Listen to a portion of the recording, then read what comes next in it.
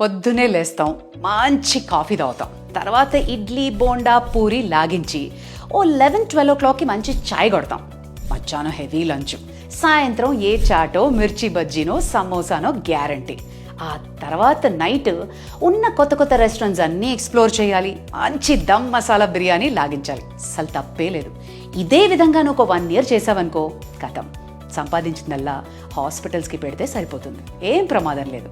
ఇలా చేసినట్టయితే ఆ భగవంతుడు కూడా నీ ఆరోగ్యాన్ని కాపాడలేడు. 56% మన రోగాలకి కారణం మనం తినే ఆహారం అని లేటెస్ట్ సర్వేలో చెప్పారు. మరి జాగ్రత్తగా ఉండకపోతే ఎలా? భగవద్గీతలో కూడా అందుకే అంటారు, బ్రహ్మార్పణం చెప్పి ఎందుకు తింటాము? మనం తినే ఆహారం మన బాడీకి ఒక డివైన్ ఫుడ్లా ఉండాలి, మన సోల్ని, మన స్పిరిట్ని ఎన్హాన్స్ చేసే విధంగా ఉండాలి.